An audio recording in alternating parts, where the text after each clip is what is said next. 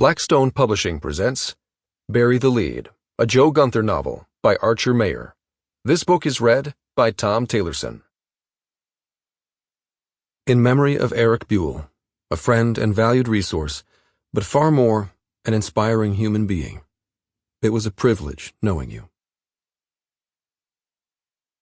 Chapter 1. Joe entered the autopsy room unnoticed, stepped to one side of the broad door, and leaned against the wall to watch. The recently deceased Jane Doe he'd followed to Burlington through morning commuter traffic, behind the funeral home's unmarked minivan, lay inside an unzipped body bag on the nearest of two steel operating tables. The room was at its standard level of activity for a homicide. Fortunately, Vermont didn't get too many of these, an average of 11 a year. But business had just been delivered a pick-me-up.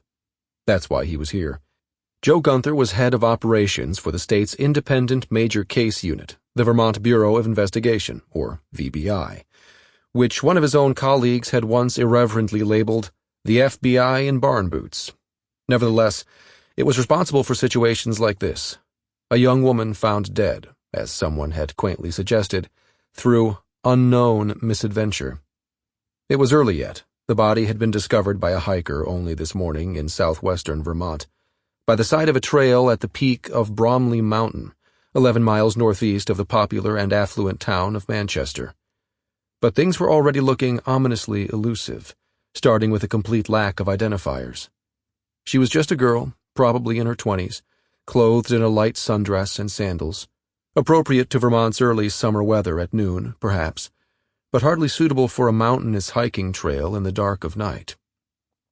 Joe continued watching as the medical examiner and her assistant, called a diener in the trade, worked together, the former scrutinizing the body's hands and collecting its fingernails for later analysis, while the latter separated the body bag from the white sheet on which the young woman was actually resting, placed there at the scene by investigators to keep potential evidence from being lost.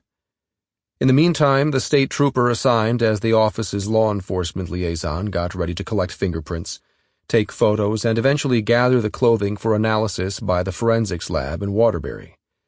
Additional personnel in the room consisted of an assistant medical examiner, 2 medical students on their pathology rotation, and another cop shadowing the trooper to learn the ropes. They were in the basement of the University of Vermont Medical Center, the state's largest, also its highly regarded primary teaching facility. There were often extra people at autopsy as a result of this latter role, brushing up on one of medicine's least appreciated disciplines, but Joe suspected that a young female— Sample complete. Ready to continue?